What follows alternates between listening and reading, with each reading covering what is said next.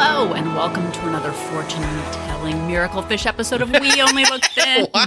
I am Katherine Weigel. I am one of your hosts. I am a Tiny Habit certified coach, a Thrive Global certified coach. I've lost over 100 pounds and kept it off for over 7 years. And I have fallen victim to the miracle fish before. And with me today is my fortune-telling husband, Donald Weigel, who's never even heard of a miracle fish. What? Oh my gosh, we have things to talk about. I am not aware. I am aware of the Billy Bass. Okay, no, not the same. Okay, Not go. the same. Who are you? What do you do? My name is Donald Weigel. I am one of the hosts of this show. I've lost about 100 pounds, kept it off for about 7 years, and we're here to talk about it. Now, can we talk about the fish? Sure. Well, let's start first. Okay, so I remember in maybe second grade around Christmas time, our school had this like gift boutique for family. Oh, yeah. Where like, oh, you bring in money and you can buy little things for your I parents. wonder what or cut whatever. the school was taking at Holy that. smoke doodles.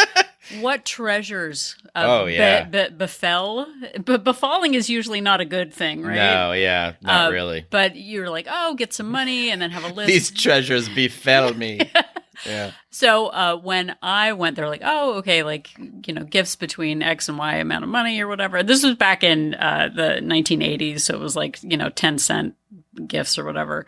So I'm sure that there were lovely gifts that parents would have adored, but I kind of went toward the kinds of gifts that I wanted. Oh, yeah. That were just like, well, yeah, these are for my parents. Oh, for sure. That's what you do. You Or get whatever. your parents stuff that you would like. Okay, so I remember one thing that I Or got Old Spice for some reason. was this like white flesh colored squeezy ball thing where the eyes popped out and the ears popped out. Oh, Did you ever- yeah. It was just I remember that. disgusting. Yeah, Like, yeah. gross, but like, oh yeah, this will be great for my dad. And like, who doesn't want this?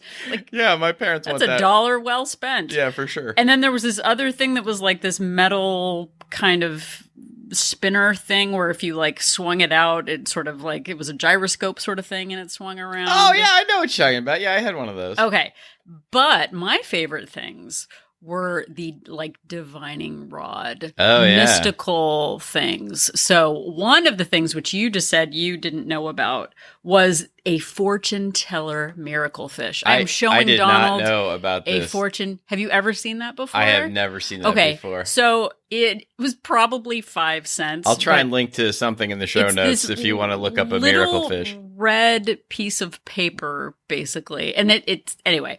And you put it on your palm, and Oh, does it, depending, like, curl up? It curls up depending Oh, on. I do remember Okay, that. so I do remember that. so a moving head stood for jealousy. If it turned over, the answer was false. If it was motionless, it was tired. Same fish, same. Moving head It was tired. Yep. Moving head and tail, you were in love. Curls up entirely, it was passionate. Like, and the only, because shallow kids have no understanding of their own emotions. Obviously, we needed a fish to tell us how we felt about things. And so those were so cheap. You just like dime a dozen, you just buy them all. But the most popular, I think, Yeah.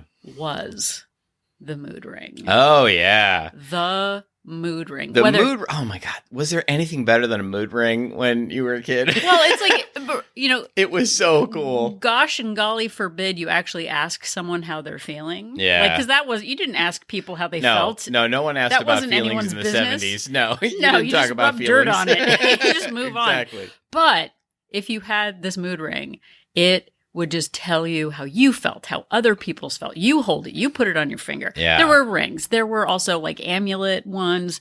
And later on, if you lived through the late 80s, there were also mood shirts. Do you remember the shirts that changed color? I do not remember mood What? shirts. Yeah. No, it was like for surfers. I'm making a hang 10 sign. Maybe it was just in California. Maybe. But there were different like color changing shirts. You have a color changing shirt now, like a Comic-Con one? Yeah. It's like a heat sensitive, whatever. Yeah, I don't remember like a specific mood shirt though. Okay, so anyway, we won't talk about this is a mood ring episode, not a mood shirt episode. We'll just stick to smaller articles of accessories rather than full articles of clothing. We're gonna start slow.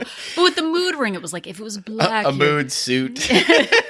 But it would tell you how you felt. So, purple was amorous and red was angry. Like, could we be more generic about feelings than just these broad stroke things? Right. But I feel like I relied on this sort of magical thinking growing up. Oh, yeah. Like, and even, we just saw How to Train Your Dragon. Yes, the live action one, yes. And at one point, and we're relating it to you, everybody. There was a soothsayer sort of person in it who would who's going to be the next victor or whatever, and she threw chicken bones. Oh yeah, right. And you go, chicken bones? That's ridiculous. Why would I rely on a chicken bone to decide my future? Yeah, that's crazy pants. That's crazy pants. But, dear listener, whether it is a horoscope or a mood ring, or just if I hit this red light, then I won't go to KFC. Yeah. Or I will, conversely. I've made a lot of major life decisions based on what the Magic 8 Ball has told me to do. Magic 8 Balls. Yeah. But that magical, I literally last week was and this actually happened. I was like, if the light is red, I will turn right and I will stop. No, okay. I will turn right and stop at Burger King and get a Diet Coke. I literally was like, I really want a Diet Coke. Okay, if the light, I'm just going to rely on the light to decide I'm going to let the light decide, yeah. But the good news is it was only for a Diet Coke. It wasn't for a full meal. And then I couldn't actually remember what my choice was. And I was like, never mind, I'm just going to go home. It's fine. I just So luckily, laziness got in the way of my mood ring. But so often, we can make fun of throwing chicken bones or divining rods or mood rings. But I have some bad news for you guys. Y'all, brochachos. You're going to throw chicken bones at them. I am going to throw chicken bones. Turns out, a lot of us are still wearing emotional mood rings. Uh-oh. But we have replaced the letters, and now mood ring actually is pronounced motivation. Oh, dang. What? Oh, dang. We use motivation I feel like habits. You could just drop the microphone, but don't, because that'll make a weird noise on our podcast. Yep. Turns out that the motivation bus is what we ride instead of wearing a mood ring, which is obviously ridiculous. Yeah, and what Catherine is referring to, we did an episode a long time ago called The Motivation Bus about how we like to stand by the side of the road and wait for motivation to come along, wait for that bus to come along and pick us up. And we feel like once we get on that bus, once we find that motivation, then that's when the changes will come. That's when we will make all of the moves that are going to get us to our weight loss and fitness goals. Oh my gosh. And I did a Zoom in Wolt Place yesterday, We Only Look Thin Place, where I talked about just if something didn't go my way one time, I started a weight loss plan, but then, was asked to go to dinner. And then I was like, never mind. I guess everything is blown and I'll just have to wait until the motivation strikes me again to get back on track. It could be half a year. Literally, I would be like, I'm going to put away my trackers. I'm going to put away my scale. I would put our weight scale for our Baja days. I would put it in the closet for 6 months and be like, well, when the fancy strikes me again, then, and usually that was when I couldn't wear pants anymore because they were too tight. That is when motivation suddenly kicked in. Well, and I almost had to several times, which is not a good sign that I did it several times, wait for some kind of rock bottom moment almost, where I was just okay, I'm at my lowest, most miserable point. Now I'm going to actually have to do something. Must be nice to be suddenly struck down with diabetes. But I kept thinking to myself, well, I haven't really gotten there yet. So I'll just eat about it. I'm not going to start working on this until I actually really need to. But we can make fun of those big dramatic, not life-changing moments, but those big oh, it must be nice to do that. But so often I just have a hair trigger on being thrown off track a little bit, and then suddenly I'm like, never mind, it's not worth it. Yeah, exactly. Like, moods are like super fickle and short term, and you know, you'll react to like the most random things. Like, you get one bad email and then suddenly you're like, I am emotionally entitled to a cupcake. Oh my gosh. You know, or you don't sleep well, and so, you know, clearly your walking shoes are haunted and you can't wear them today. But I think you see things as signs, like, oh, this is a sign, everything's going to be bad. I couldn't possibly, like... Yeah, exactly. And like, you know, it's like if you're trying to use your mood to guide your actions on your health and fitness journey, you know, it's sort of like, you know, trusting a raccoon to make your retirement investments. It's like Ratatouille, but it like pulls your hair to turn you toward... Exactly. Oh, little chef. Yeah, exactly. Well, unless that rat, you know, that rat has an MBA and knows how to invest, like, I don't know that you want to. But it sounds ridiculous, but so often it's just that, like, that momentary, you know, what do I feel like today? I do not trust my emotions, and I think that is why it is challenging for me when people talk about, like, listening to your body. Yeah. To, like, well, listen to your body. What does it need?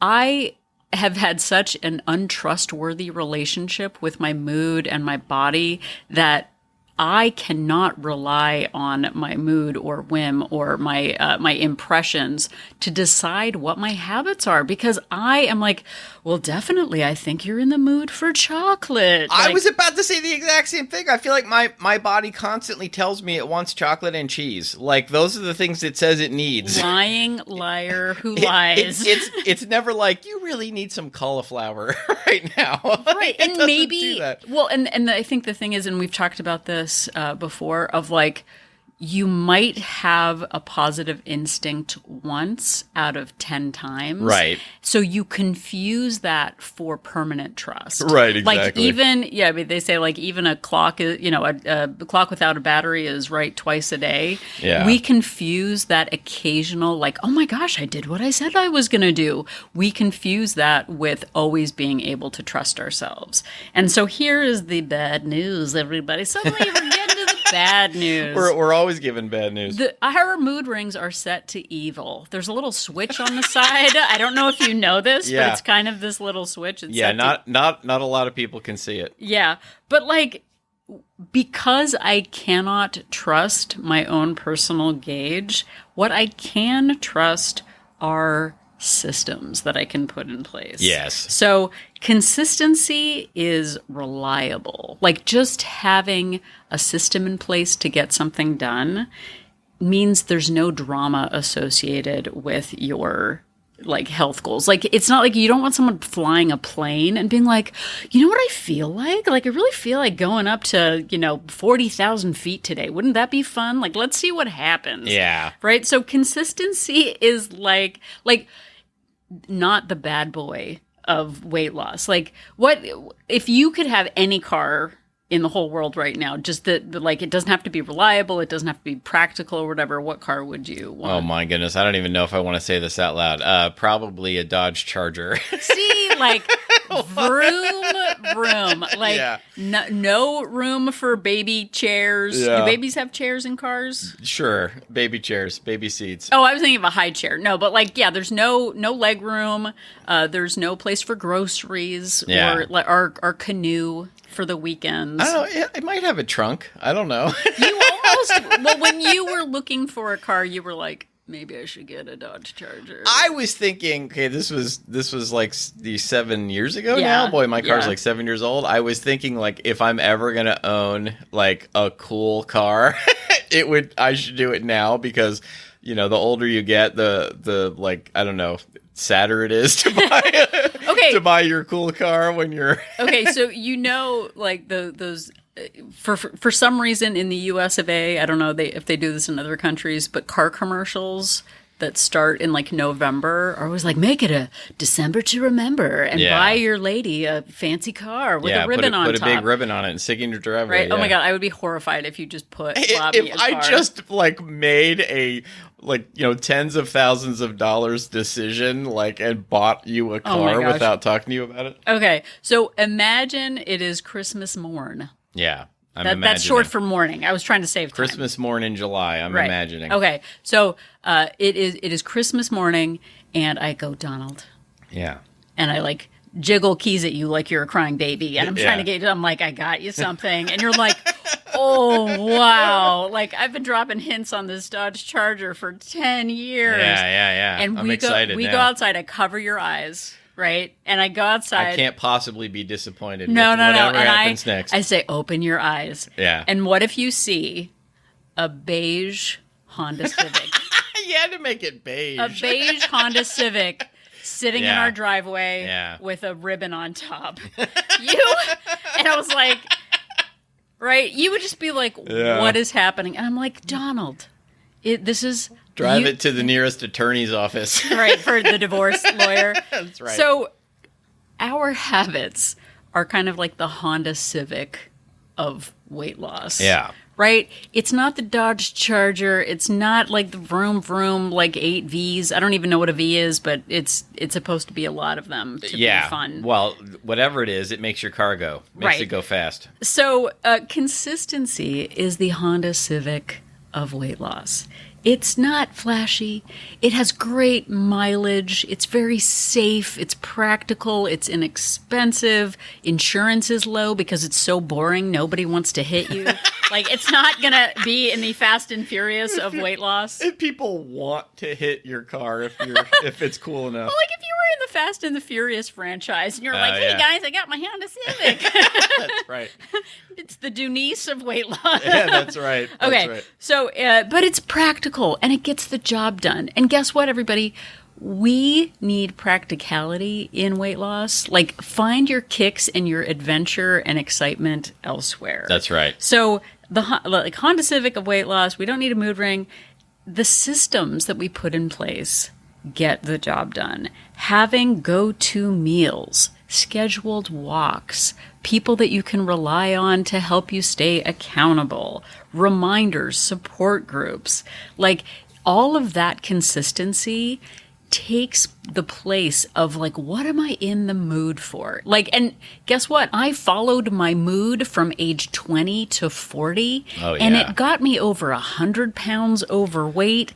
I had a heel spur. I couldn't stand up for 5 minutes before I woke up in the morning because my feet hurt so badly from lying down for 8 hours. Yeah. What fun it is to go with my mood, because my mood gets me to eating about my feelings, not having boundaries and having acid reflux at age 30.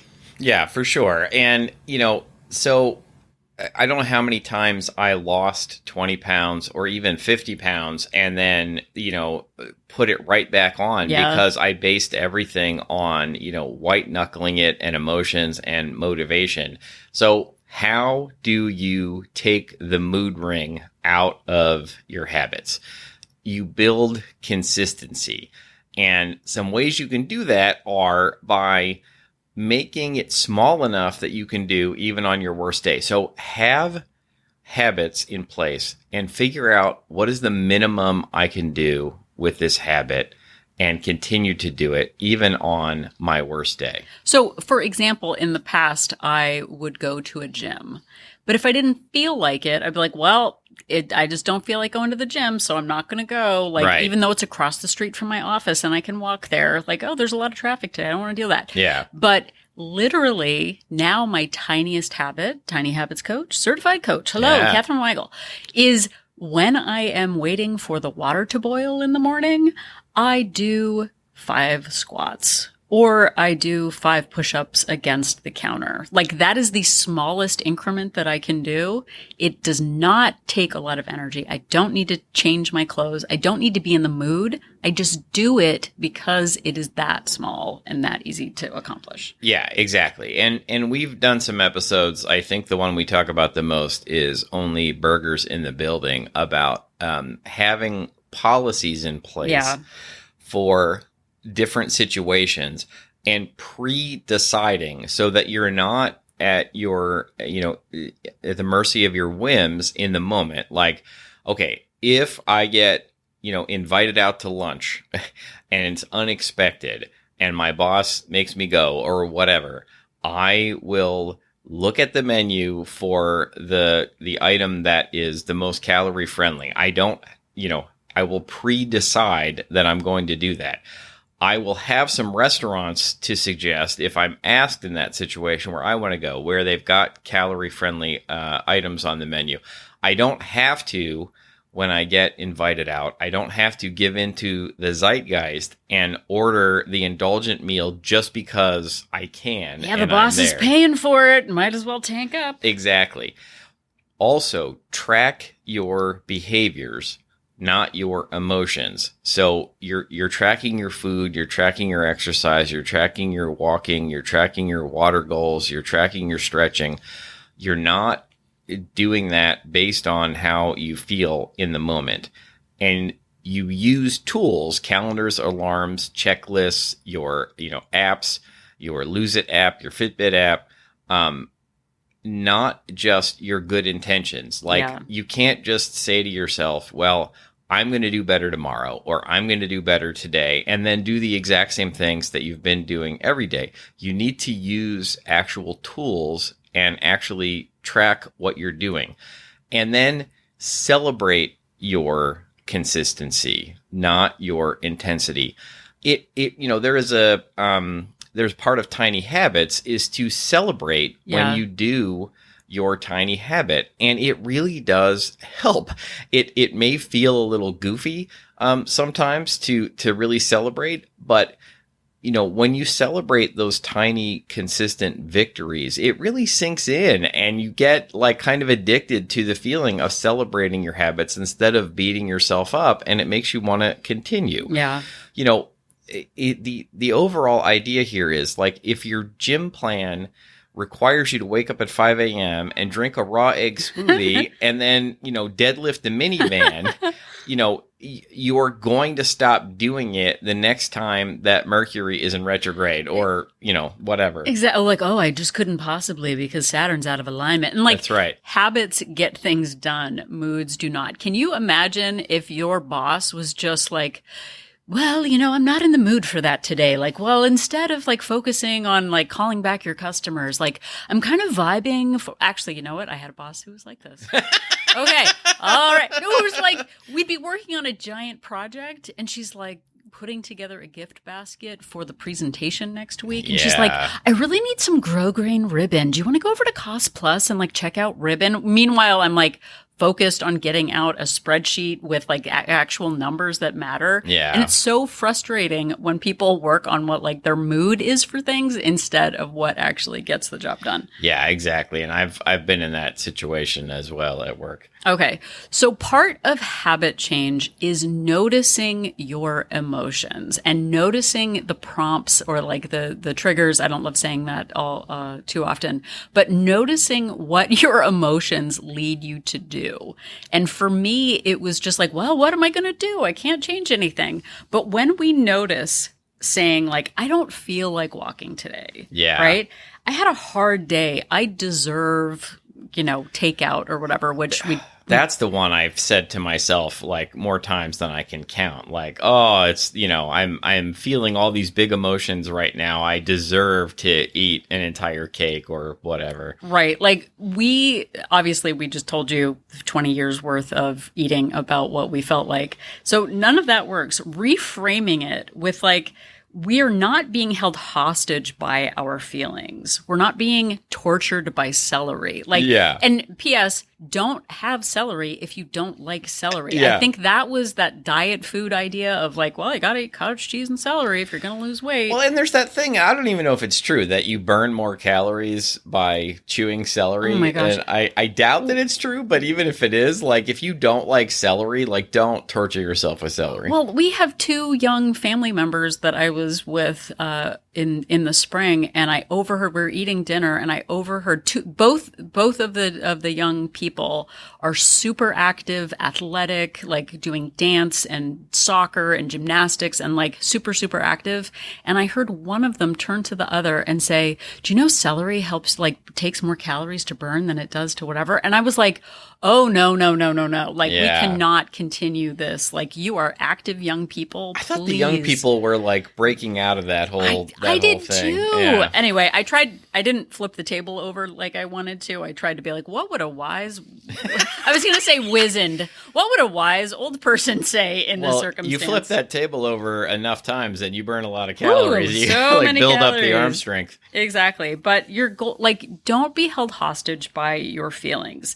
Consistency, and we've talked about this before, is like brushing your teeth. You don't need to feel inspired to do it. Like, what if I just said, like, oh, well, you know, I'm not going to go to work today. I'm kind of not in the mood. I'm not going to pay our bills today because I'm not in the mood. I'm not going to, like, oh, like my baby is crying. I'm kind of not in the mood to deal with that right now. I just don't feel like showering this month. Like, yeah, like, you know, protective services would call you out if everything you did was based on mood. And we can make these comical, like your boss calls you in to their office and you're like, yeah, not in the mood. Right. And we put like, yeah, exactly. But we suddenly feel like we can reserve our mood to dictate how we treat our bodies and how we treat exercise and what we eat and how we sleep. Like, don't let mood take over your, like, I was going to say, like, possess you literally in terms of how you manage your healthy habits. Yeah, build systems in place because systems won't let you down. They just run. Like it's not reliant on your mood or your feelings. You put systems in place. Like I always do this at this time. I always make this food on the weekend. Like I always prepare my healthier, meals in advance when I'm feeling like alert and awake at a particular time of day. I'm going to, just automatically lights out and go to sleep at a certain time so that I know I'm going to get good sleep. Like you don't have to rely on your emotions or be a victim of your own emotions. You can just put these systems in place and follow them. Well, and just like they talk about, you don't let a toddler decide all of their choices for themselves. Right. They are like unreliable narrators of what is good for them. And the first time our niece came to visit us, we took her to the beach in Malibu. I was like, we'll have a fun day. We'll go to Malibu and then we'll go to Hollywood and then we'll go see a movie in Hollywood. And it was like the worst decision ever. Yeah, we learned like never try and do more than one thing in a day with a kid. It's like, let's drive 100 miles for fun today and like get it all out of our systems. Like, guess what? That was a very valuable lesson. That was a valuable lesson for us. Like, guess what? She's melting down and exhausted. Who could have thunk that would have happened? Yeah. But we do that with our own habits. And so looking at how you're treating yourself right now, and we've done episodes pre-mortem and post-mortem, sort of like, how'd that work out for you, buddy? That's not actually what we said on the episode. Or maybe we did, because I tend to do that. Yeah, we might have. How does relying on your emotions work for you? And that's sort of the end question. What price are you paying for doing that? Like, what is it costing you to go by your emotions? Because what it led us to do was be inconsistent, miserable, and sort of passive on our weight loss journey ventures. We waited for that motivation bus.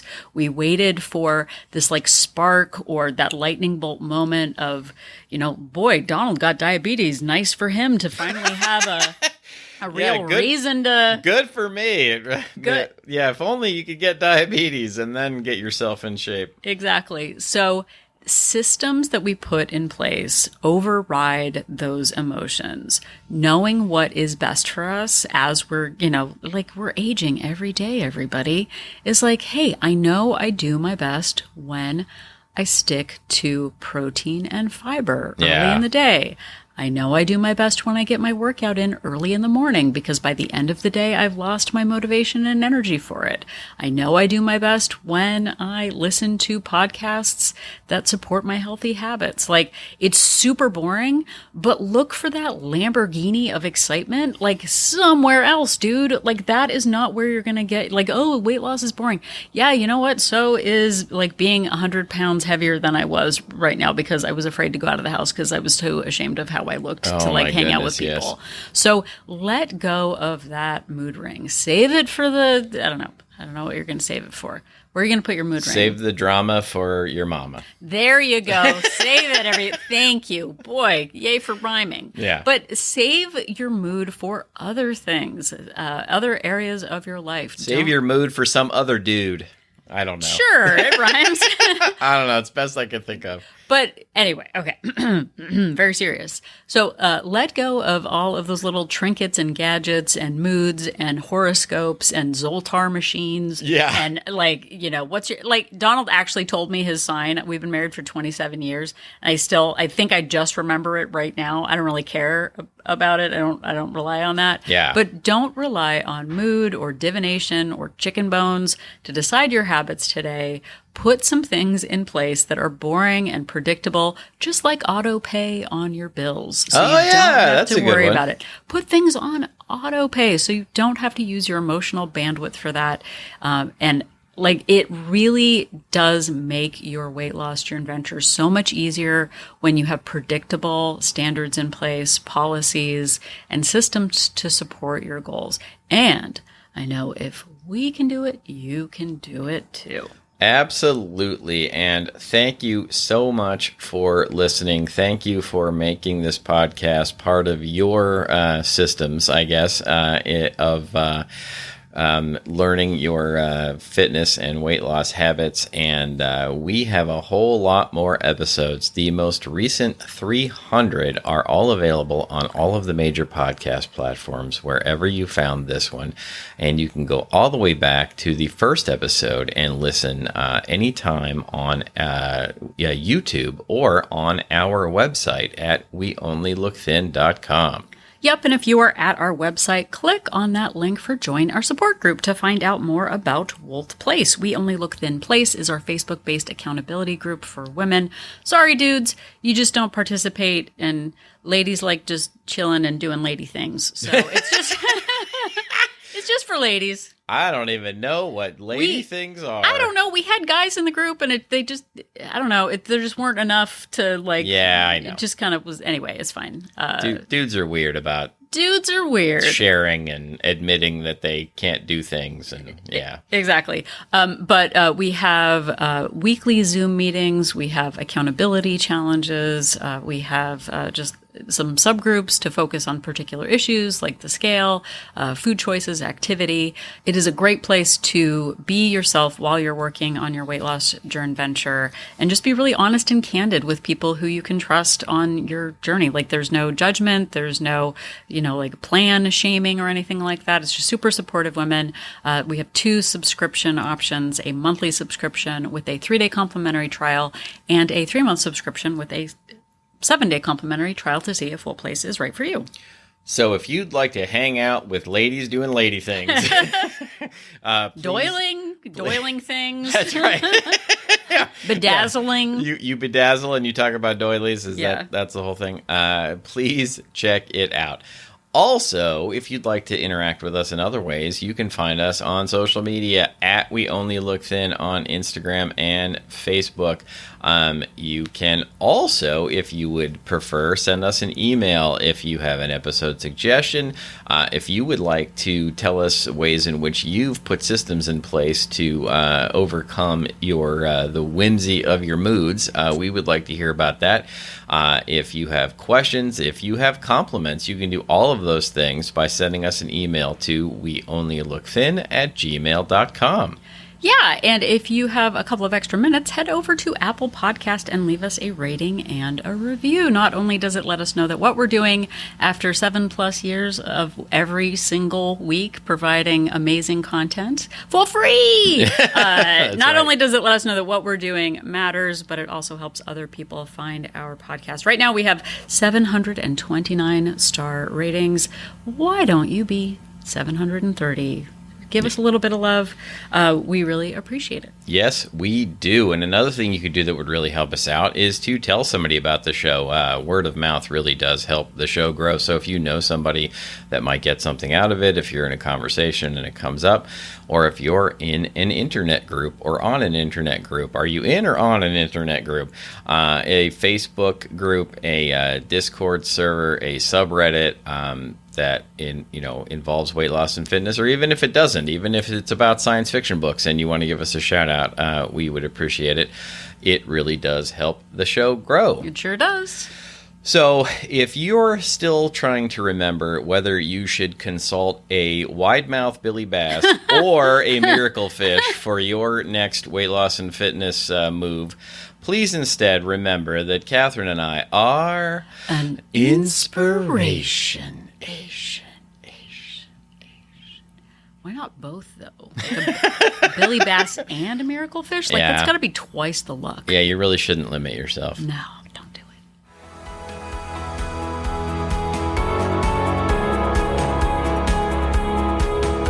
The information that you hear on this podcast is for informational purposes only. The hosts are not medical professionals. You should always consult with your doctor, nurse, or other certified health professional before beginning any diet or fitness program.